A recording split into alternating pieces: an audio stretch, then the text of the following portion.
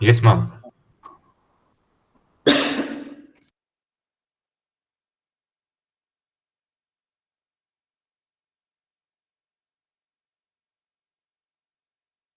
Okay, all of you, please take care of your health. Environment is very bad. Don't go outside unnecessarily. It is not required. Stay at home, attend classes, do everything at home. Even if you want to exercise, go to your terrace and do it. As much as possible, stop going outside. Okay. The infection is spreading really fast. Take care of your health. Hmm? I see students are still joining. I will just give it only one more minute.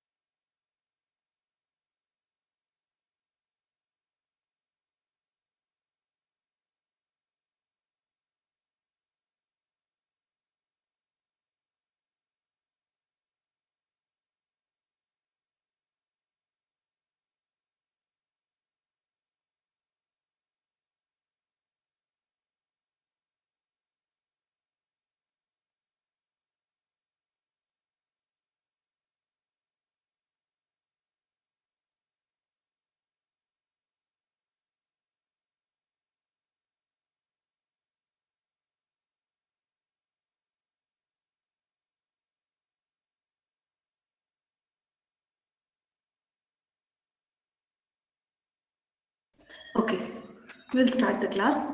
We have new students in the group, I think, because yesterday I got a new list of chemical students wherein I saw two new names. Do we have them here with us today? Do we have them here with us today? The new students, two new students? Yes, ma'am. Yes, please introduce yourself to your class. Ma'am, I am Abhinay Kumar. Yeah, please continue.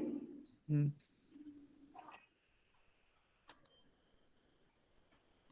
What else do you know about yourself? Abhinay, welcome to Chemical Engineering batch. Thank you, ma'am. Yeah, what else? Where are you from? I am from Bihar, ma'am. Okay, so your friends are there online. Have you Yes, attended ma'am. classes with them? Yes, ma'am. Okay, fine. Abhinay, we have Yes. this PIC classroom. Yes, ma'am. So please join the classroom. I'll send the link once again if required. Yes. Okay. Join Okay. the Google Classroom for PIC. Abhinay, you have not got your RVC ID yet. Ma'am, I didn't get a link to join Google class. No. Did you get your RVC email ID? Yes, ma'am. RVC ka email ID you have? Yes, ma'am. Yes, ma'am. I have. You should use that to join the classroom. Okay. Join the classroom Okay. and join the Google link for classes also. Okay, ma'am. I think there's one other student, I don't remember the name. Let's see who it is. Okay. If you're there, you please don't hesitate to talk to your friends. They're going to be with you for the next 4 years. So you Yes, have ma'am. to, yeah. Thank you, Abhinay. Thank you, ma'am. Yeah. And dear students, it's not just Abhinay. You also, who have been attending since beginning, have not joined my classroom. So that is something very bad, right? You know how many students I have in my classroom? I have only 28 students. Okay. The others, please join the classroom. whoever it is, whoever has forgotten. I will post the link on the chat box right away. I will just see where to get it. Copy class invite link. Yeah. Okay. You please join the classroom.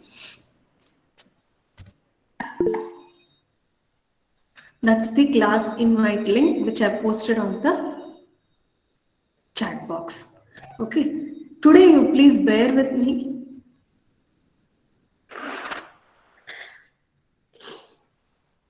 I'm not keeping good health.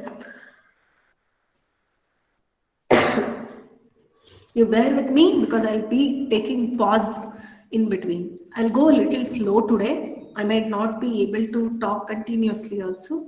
So I'll try my best to keep you all engaged and not waste your time. Okay. Okay, let me first start off.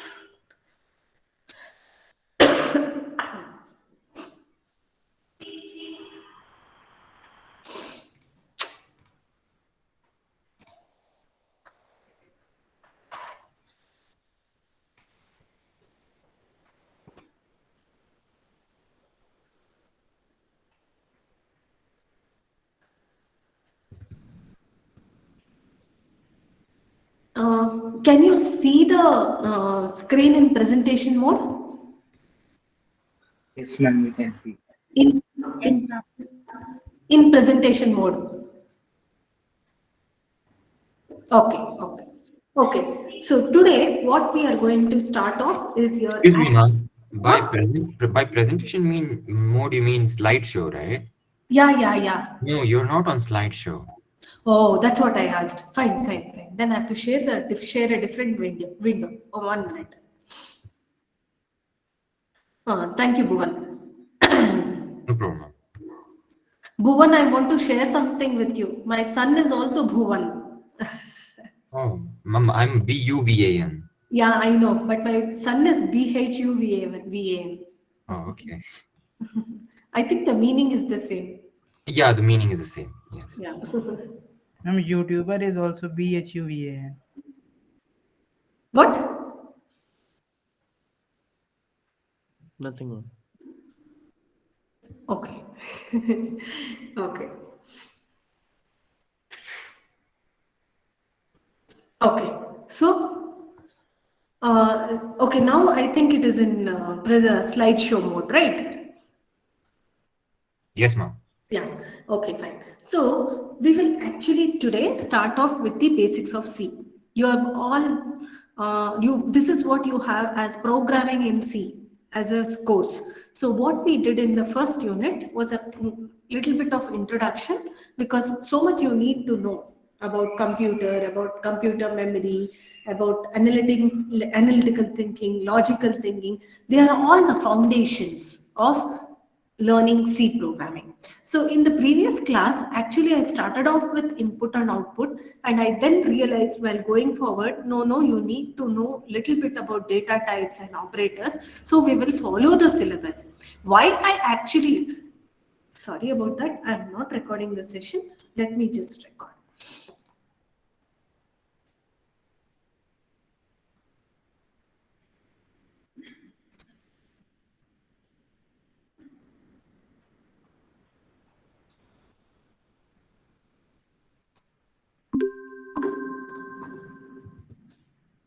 Okay, why I started off with the input and output is that because you have some sample programs which have to be executed in the laboratory programs, some practice programs or whatever they call it. For that, it was required that you know about format specifiers. That is why I started off. But later on, while I was just sitting and going through how to go about it, I realized that you need to know the basics of C in order to go to format specifiers. Very quickly, we will start off with the basics of C, and then we will take it forward so that you can start doing the programs in your laboratory session. You don't have to do programming only in the laboratory session. You will have to do programming every day, at least for half an hour to 45 minutes. Whether you like it or not, you have to do it. Okay. Whether you're going to continue in the programming field or not, we don't know right now. You will get to know only when you reach 7th semester. So till then, don't wait. If you know at least one programming language, you will have an edge over the other students. Okay. And if you know the basics of one programming language, the company who is going to hire you will be certain that you are capable of learning a programming language. So they might opt you so that they can train you easily, right? Train you easily. If you know one programming language already, learning what they teach you new is easy. So if you don't know anything, if you don't learn the C programming at all, because they will know that everybody has done PIC. They will know entire college will have done PIC, but that's not sufficient. What I am telling you is you master the programming in C. It is easy. You master it. You see, I will tell you linear search in class. Go and do binary search. I will tell you bubble sort. Go and do some other sorting technique, some other searching technique. If I tell you one thing, you go explore. See, you can also copy paste things. You can also copy paste things from the internet, but understand. Okay, so we will begin with the basics of C. So what are we going to study as a part of this? Unit, part of this partial unit. This is only partial unit. You have another chapter for second unit. I'll show you the syllabus later because we'll let us start. It's already 9:40. Okay, so you will be understanding the basic structure of C program. You are going to learn how to run a C program. That is, before executing a C program, you will have to compile it and then execute it. Then there are some keywords in C. Keywords in C. What are keywords? Why do we call them keywords, etc.? What are the different types of data that are supported by C? How do you create variables? What is the role of constants? What are the different arithmetic, logical, relational operators that we have in C? Then there are some rules that we need to follow in order to use these operators in C. All these things we will have to know. Can I convert one type of data into another type of data? Can I convert my string data to integer value? Can I convert a number to character? All these things, there are certain rules that needs to be followed. So we will learn all those things as a part of this. You will be surprised to know that C was initially called as B. Okay, B was a programming language that Bell Labs in USA came up with first. Okay, then Dennis Ritchie in 1970s, early 1970s, he modified it and he came up with this high-level language called C. Okay, you will be able to interact with your computer using a programming language in a much easier way than by using a lower level language using C. That is why it is called a high level language, something that you can understand easily. When I say hash including something into the program. What you are including? You are including some file into the program. As easy as that, right? Printf means I'm printing something. Scanf, I'm taking input of something. So it is easily understandable. Now, all those characters that we type, all the numbers that we have, all the special symbols that you can see on your keyboard, the exclamatory, the @ hash, $, A, B, C, D, anything and everything, including Control, Shift, Alt, etc. They are all associated with what is called as ASCII. Okay. See, that is an American standard. So you see you do a little bit of research later about the full form of ASCII and all that. All these characters on the keyboard are associated with what is called as ASCII code. Okay, this is the standard code that is used to represent your numbers or all the characters that are present on the keyboard that you are going to use as a part of your programming, ASCII code. Okay, now we have seen that every C program that you write has to be converted into object code because computers do not understand C programming. They only understand ones and zeros. You have to convert the programming language into a form that the computer understands, and that is called as the object code. So assembler will do the process of converting the program into object code. Okay, now there are more other keywords such as associative. These are all terms that we are going to use every now and then while we are studying C programming. Associativity is one keyword. This associativity you would have come across when you are doing your mathematics problems also. Okay, now here associativity is the order on how you are going to evaluate a certain expression based on the operators which are present in it. Pointer is not seen. Okay. Based on the operators which are present in it, how are you going to evaluate the expression? How are you going to evaluate the expression based on the operators which are present in the expression?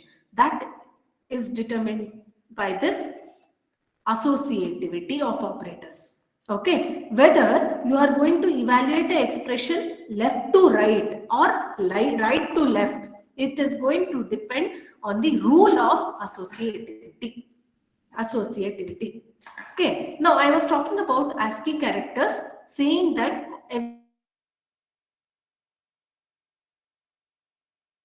want to use in the programming is having a ASCII code associated with it. Okay, now let us see what is A represented as. A is represented by ASCII 65. Like that up to Z. Z is represented as ASCII 90. ASCII value for Z is 90. Similarly, you have ASCII characters for ASCII code for numbers 0 to 9. You have ASCII code for null. You have ASCII code for spacebar. You have ASCII code for carriage return. Carriage return means enter. You have ASCII code for escape. Okay. You have shift in, shift out. Press and release of shift is shift in, shift out. Okay. Carriage return is enter keyword. Then you have so many different ASCII codes. For backspace, you have a ASCII keyword, ASCII code associated with it. Okay. So these are all the, see, you have space. So these are all the ASCII code that is associated with characters that we use with our programming. These ASCII codes are used by our computer in order to recognize what we are writing. Okay. So this table was an extra table, not in your textbook. Just to give you an idea of how it looks like, I have added this. Fine. Now, more keywords. Few of these keywords we already know. We are not going to go in detail. Compiler, something that is going to translate your source code to assembly code. Okay. Then we declare what is called as a variable, what is called as a constant. We can have in our programs. Anything that I call as a constant in C program, the value of that will not change. The value of that will not change. Data type means whenever I say integer data type, all of you declare two variables of integer data type.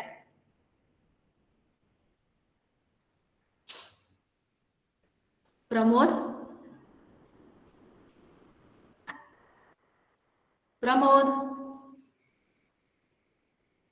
See. Okay, all of you declare two variables of integer data type means of a type int, you are going to declare two storage characters that can take integer values. I will show you all these things. Just know that data type is the type of data that I'm storing in the variable. Fine. Debugger means it is going to help you examine your program step by step. Okay. It is going to execute it is going to test or look into your program step by step and see if there are any errors, or it is not about errors. Actually, debugger is a kind of a tool that comes along with your Turbo C package or whatever package that you have. Okay, you have online debugger, you have GDB on your Unix based systems also. You can make use of it. See, when I associate a value with a variable and use that variable throughout the program, what value this variable is going to take in the entire program, can be watched. In your Turbo C, there is a watch in the options. If you have installed, you can see what value that variable will keep taking throughout the program. That is a debugger. Okay, identifier is in a C program, any symbolic name that you use in the program, any symbolic name that you use in a program that you have used, okay, you have used and defined yourself, that is called as a symbolic, that is called as a identifier. So I'll show you what all these things are. Now, I was talking about you guys learning C program well. So as a part of that, not just using the command line for compiling C program, if you all know an integrated development environment or a IDE in order to execute a C program, that is going to add value to your resume. Okay, but simply because you ran 2 addition programs and 2 subtraction programs, don't say I know IDE. Don't put it on your resume. You use it extensively. An IDE is a development environment which you are going to use to write a program, modify it, test it, and debug the program. All your writing, execution, etc. can be done using IDE. There are so many different IDE, Visual C, C++ is there, wherein you can store C also. I'll give you a list of IDEs that you can install on Windows, which you can install and start working on it. Next is an identifier. I just told you about identifier. Okay. Keyword. Keywords are those words which you are not going to use as a programmer, which is already defined in the C program. Okay, they are reserved words. What are keywords? Keywords are reserved words. They are associated with a special meaning given to us already. You cannot use those keywords. For example, include is a keyword, hash include, right? You write now the first line of a program, hash include. That include keyword is a reserved word. You cannot use it as a variable in your program. You cannot use it as a variable in a program. Int is a keyword, int. You cannot use it as a int. You cannot say char int. No. You cannot use it as a variable. You cannot use it for your purpose in the program. These keywords are very reserved keywords which have special meaning. Okay. I'll come back to tokens. Next, linker we already know. We have talked so much about linker. Linker is now going to, this is the unit or entity that is going to link our source files to other files in order to create one executable file. If I have my source program connecting with 3 other library files, all those programs will be combined into one executable file. That is a linker. Then precedence of operators. When I use the word precedence, in what order an expression has to be evaluated. which operator is going to take precedence over another operator. Which operator is going to take precedence over another operator? That has to be determined. That there is a rule for precedence. If you remember in your school or in your maybe in your current mathematics class also, you know BODMAS rules, BODMAS, the operator precedence, how you evaluate an expression based on precedence of operators, right? So that is exactly when we use the term precedence. Okay, C preprocessor. Preprocessor is a very important keyword. C preprocessor is used to modify your source program before compilation so that the processor directives are included. Whatever files you mentioned in your preprocessor directive should be included into your program. Hash include stdio.h is a preprocessor directive. What am I directing the compiler to do? I am asking the compiler to include this stdio.h file as a part of my source program so that it is a part of my program. The contents of that file is linked to my source program by the linker. But this hash include is telling the compiler that this is a preprocessor directive. Even before compilation, you are telling the compiler that this my program has to be modified. My program is called as the source program. Source program is the program that you write. Has to be modified by including these preprocessor directives. Okay. Next, L value, R value. Important. Token, I told you I will come back. So here I will tell you what is token. L value and R value. L value is an expression to which a value can be assigned. Let me say A is equal to 2. You know all these things already, I'm sure, but still I have to tell you, so I'm telling you. That's why I'm going a little fast. L value is an expression to which a value can be assigned. This is the assignment operator. Equal to is the assignment operator. The L value here is A. You can give it a value. That is why it is called a L value. R value is an expression that can be assigned to an L value. Okay. Something that you assign to a L value. Here in this example, 2 is the R value. Left to right. Okay. Assignment operator, whatever is there on the left side is L value. Right side is R value, but don't write like that in the exam. I will be telling such things to make you understand. You write whatever is technical. Okay. So A is equal to 2. It need not be 2 only. X is equal to A plus B. So I have a L value and the expression, entire expression as a R value. Right? X is equal to A plus B. I have a L value and the entire expression as R value, A plus B. Okay. Now, what is a token? Token is something that the compiler can understand. As easy as that. This token is a symbol that can be understood by a compiler. And it can help this compiler to understand your code.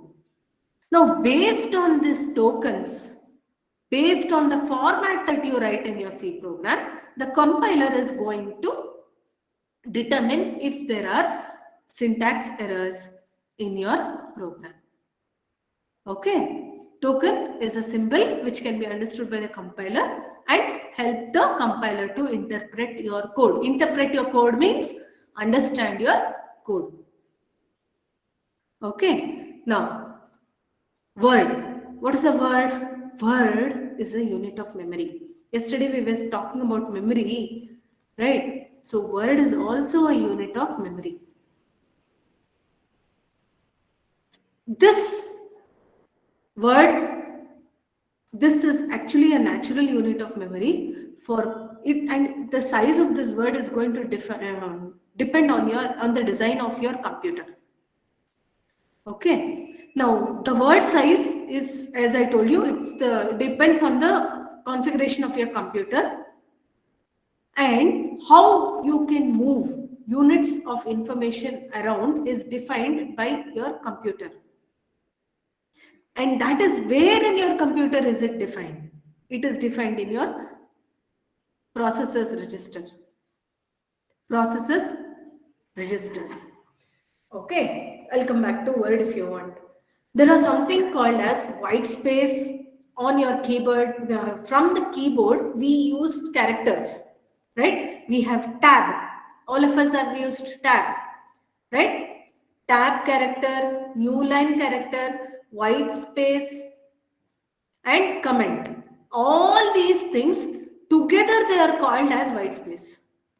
White space andre space, the blank. New line is enter. Tab is the tab, and comment. Now, when I say new line is enter, it does not mean in C program we can do a enter. When you're writing program, if you want to go to the new line character, I use /n. If while writing program, if I want to print a tab space between two numbers, then I use a /t. Like that, I also can have single line comments and double line comments in my program. In order, these comments are the ones that are not compiled. They are written only for user information. It is not a part of the compilation of the program. Okay, it is written there for information of the user. I'll show you all these things, you will understand better. Variable, again and again I'll be using this word. In the memory of a computer, let's say the C structure, which will come back again on the structure of a C program. In the C program, when you want to store data, you will make use of memory. I want to store 2. I want to store 2. Okay. Now, this 2 cannot be stored directly in the memory. It has to be given a name to be stored. So I will give it a name as A. So what I'll do, I will assign this value A to 2 and then store it in memory. Okay, so this A is now called as a variable. Why is it called variable? English word variable. Dictionary, English dictionary ka variable, that is. Something that changes. This value 2 can change when during the execution of the program. I can do A plus 10 later somewhere in my program. I can do A plus 20, A minus 5. Yes, the value of A is possible to change throughout the program during the execution of the program. Okay, that is why it is called as a variable. A variable is a named memory location. And every variable, please remember, it will have a type. It could be an integer, it could be a character, it could be a string, it could be anything, float, decimal, but it will have a type. When you give a type to a variable, that is going to decide what kind of value it can take. If I say int A, if I define A to be an integer, it can take, I should not say define, if I declare A to be an integer, it can take only integer values. If I declare it to take decimal values, say 1.2, 3.4, then I should say float, FLOAT, float A. Then it can take decimal values. Like that. So the type of the variable is going to decide what type of values it can take. Fine. Now, what is a bug in your program? You'd say, no, my software has a bug. My app has a bug. You've used it, no? There is a bug, Ganta. Yeah. What is that? That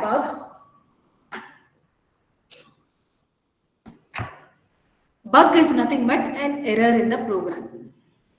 There are three types of errors: compile error, linking error, and runtime error.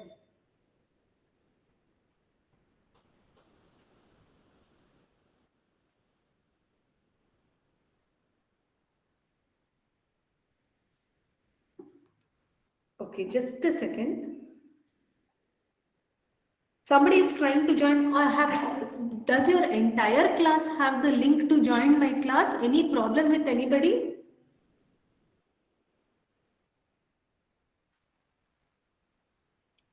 No, ma'am. Okay, I got a message just now from Dean saying that students are not able to join the online class. One second.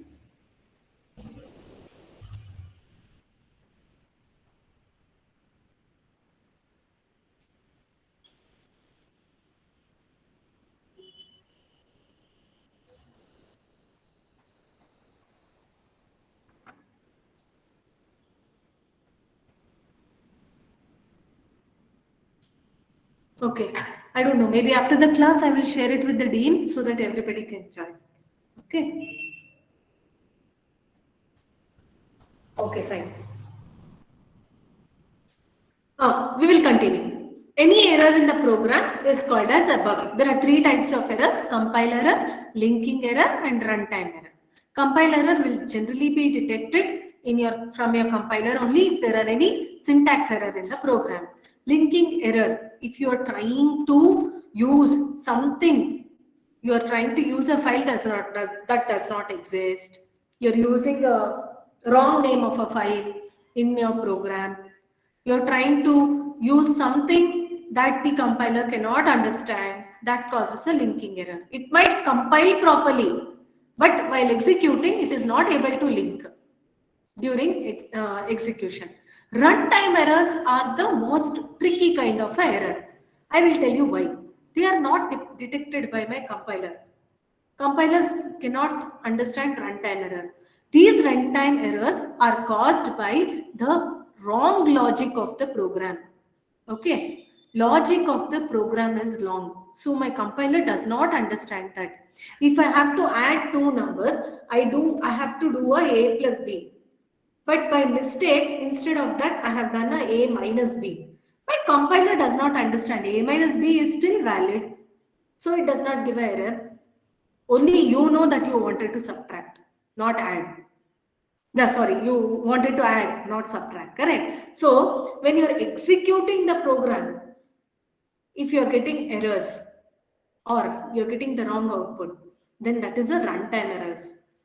Okay, runtime errors are those errors that are going to happen during the execution of the program. Actually, we also call it as exceptions, okay?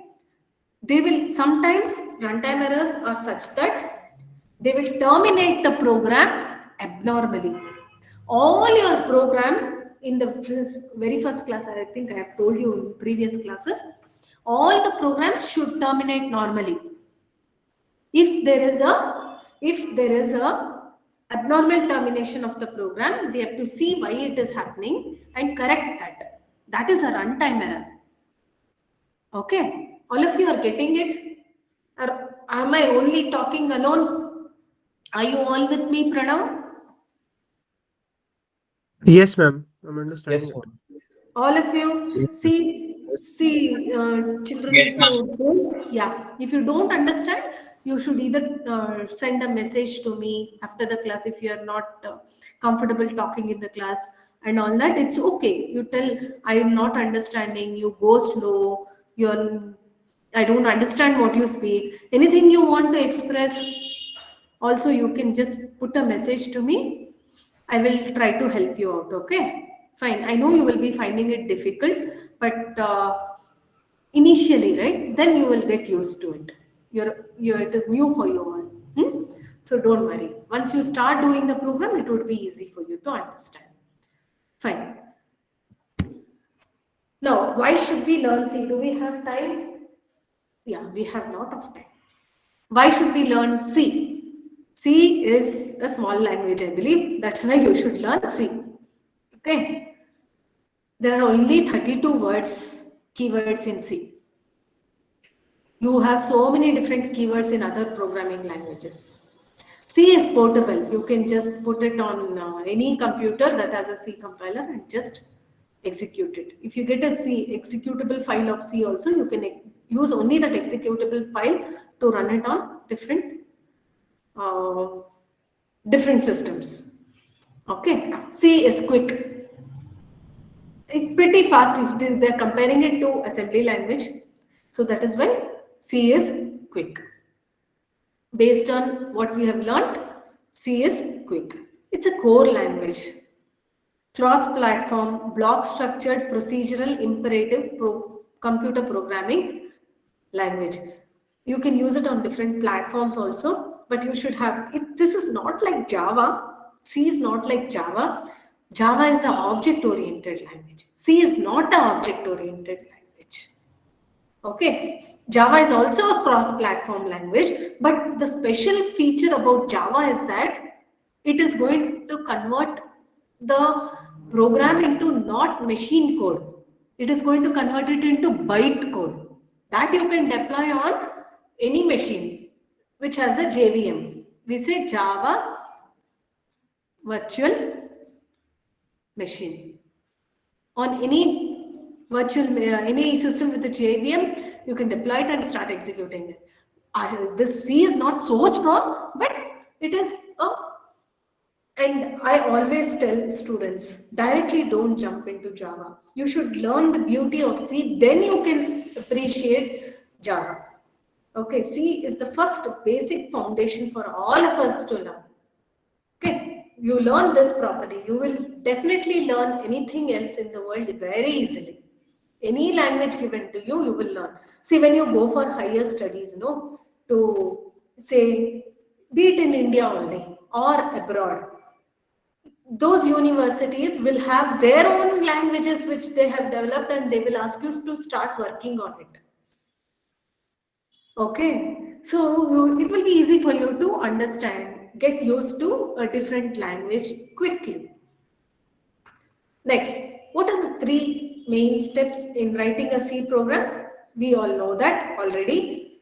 Writing the program, we are going to do it using a editor. Using a C editor. Okay, then compile the program and execute it. For this, you can use a IDE or you can just use a text editor. Notepad is there. Type your program in Notepad and save it as .c. You can still execute the program. In the lab, if you are coming to lab sessions in our college, we have Unix-based systems. You were saving it as .c file in the Unix-based system.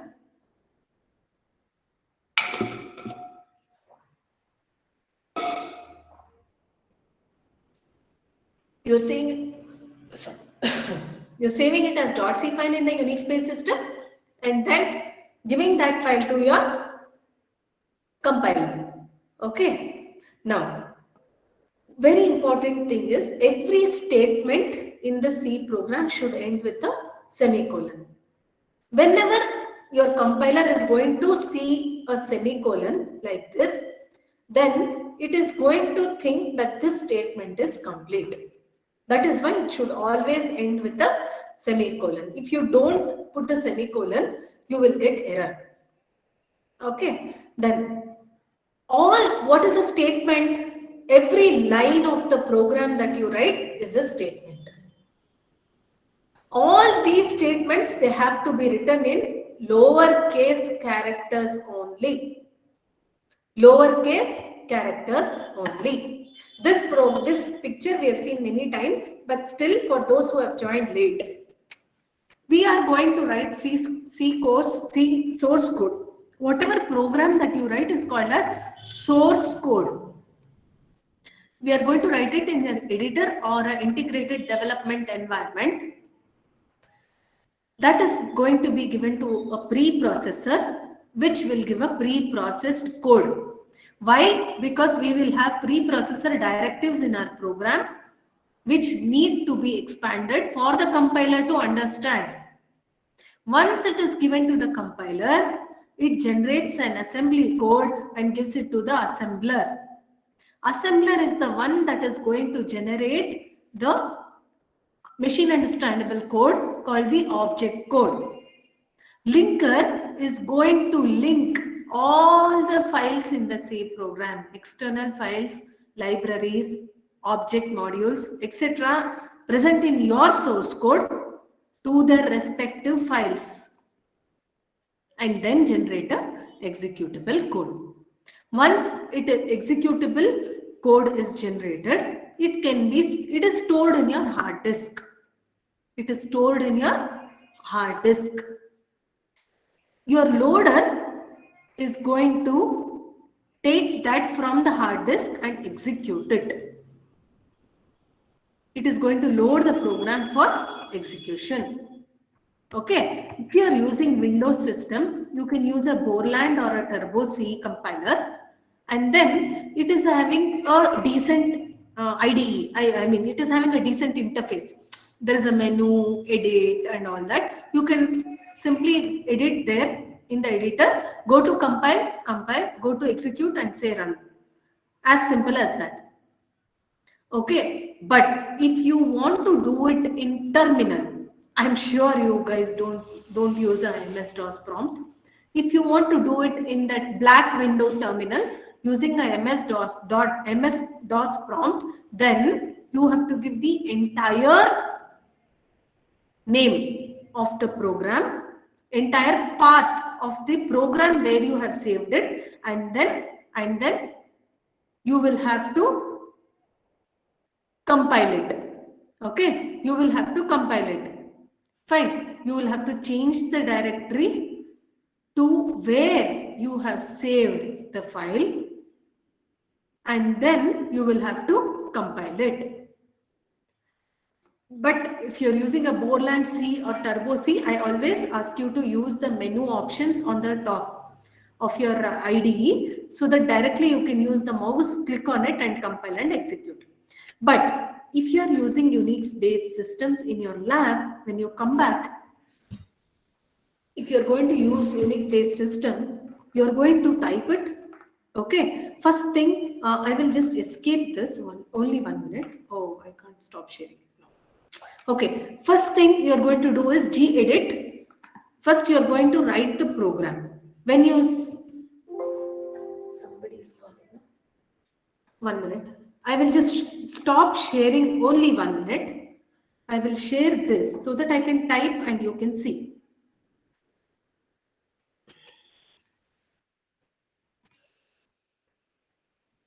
Okay, now you can see this, right?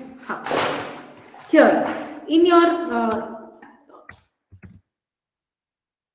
lab, what you can do is, as soon as you go, they will ask you to open your terminal.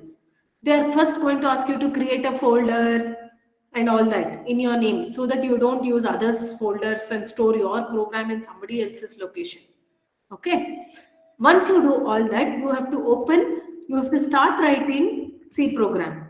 So we have to use the command gedit. Gedit is going to open an editor in the name prg1.c. This is the name of the file that I am giving. All C programs should end with a .c extension. All C programs should end with a .c extension. You cannot compile your program if you do not give the .c extension. If you want to edit the file, you will have to say gedit prg1.c. You want to write the program. You have to start writing the program, right? So you have to say gedit prg1.c. Once you type the program, you save it.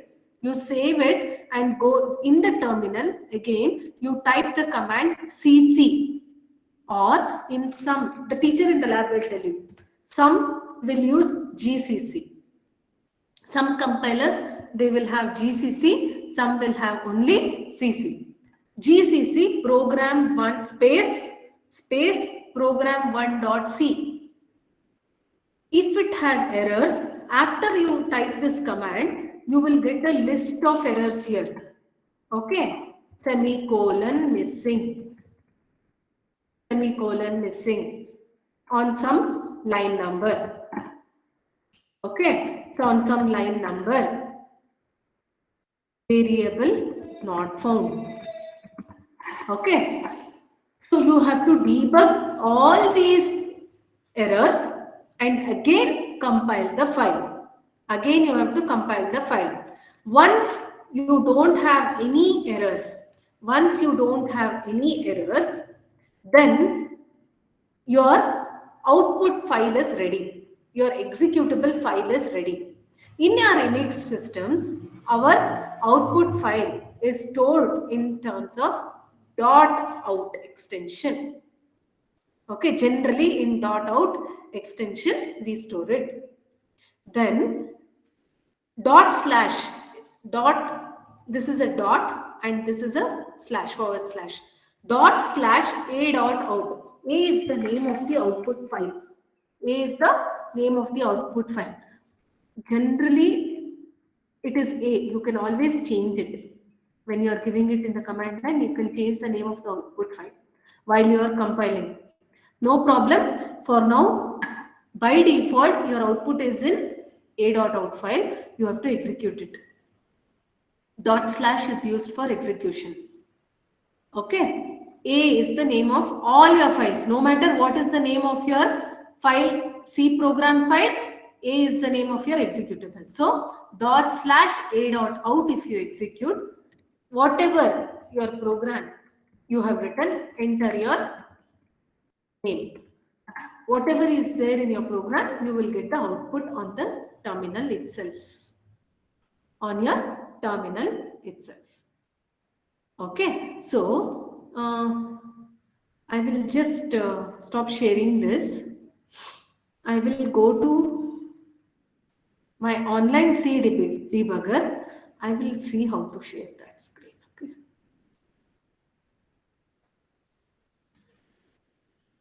I think I have to share the screen itself. Are you able to see my online C debugger? Yes, ma'am. Okay. The other day, I told you that you can use an online C debugger. OnlineGDB.com is what I am using in order to show you, because it is easier for me to show you. Now, guys, this is how a C program is going to look like. This is a very small C program.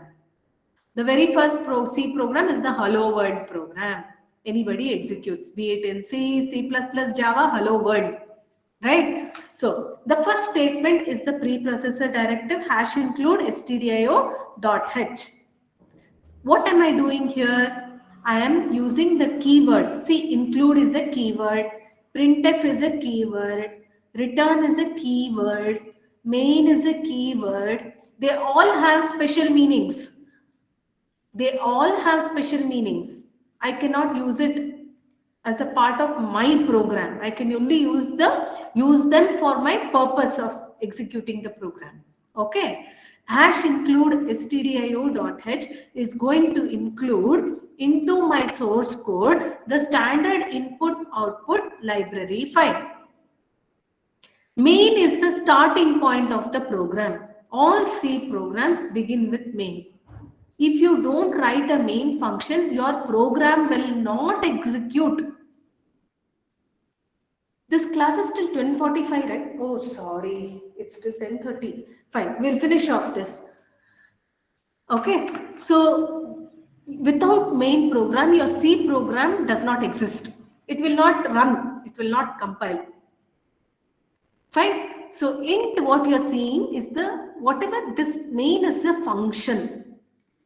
Function is a set of statements that performs a particular activity. Okay, main function is very important function. Main is the starting point of the program, and it is a very important function which is compulsorily going to exist in all the programs. Int, what you give here, it could be int, it could be void, is the return type of that function. Don't worry about return types right now. Printf is an inbuilt function defined by C itself. It is the definition of printf is in stdio.h library file. .h means library file. Library is a collection of code functions that already exist, which I can make use of it in my program, so that I don't have to repeat the same thing again and again. Printf is already defined by C for me. I'm going to make use of it directly. I will not give my explanation for printf because it is already there. I will only use the name of the library file and include it in my program, which contains the definition of printf. Okay, here I can, whatever I use in between these two inverted commas, this is exactly the syntax of printf, which all of us have to follow. Whatever I use here, that is going to be printed on my console. Okay, it says hello world. So when I run this program,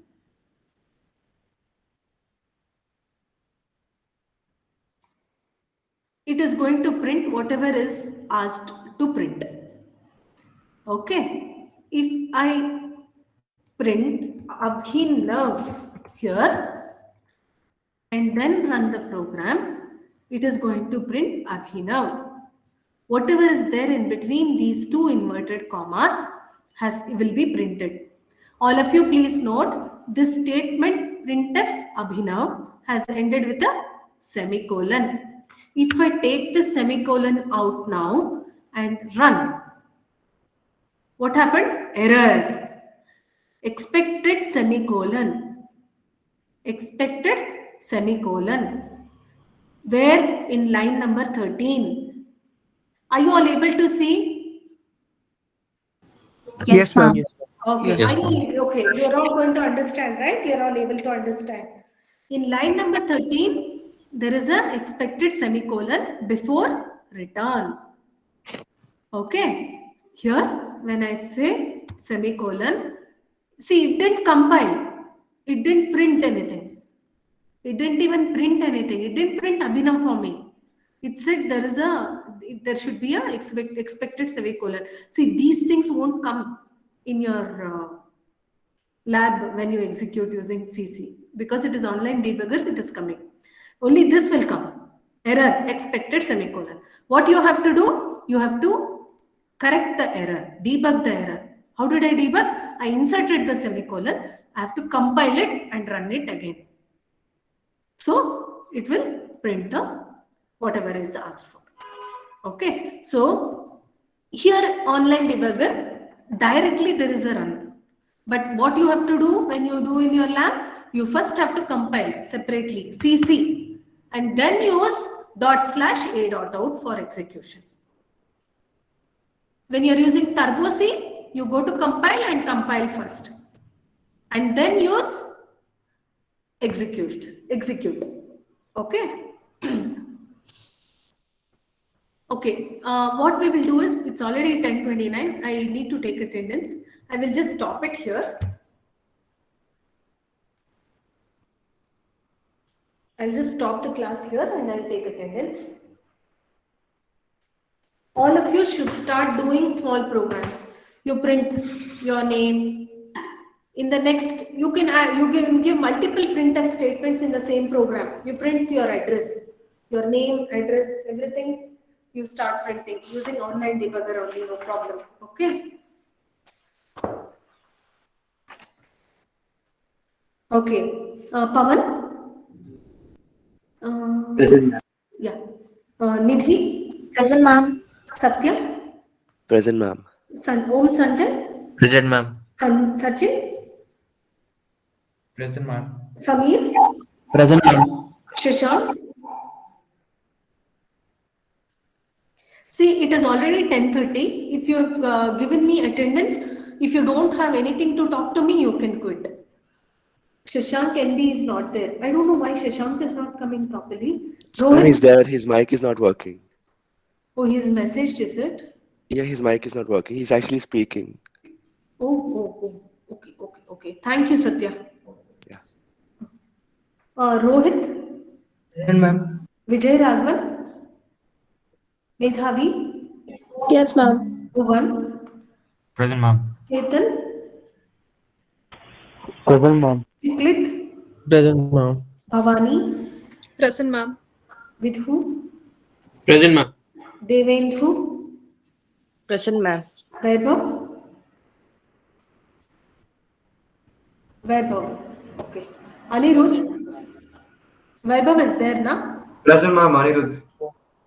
Okay. Pramod, Present, ma'am. Mihira, Present, ma'am. Onisha,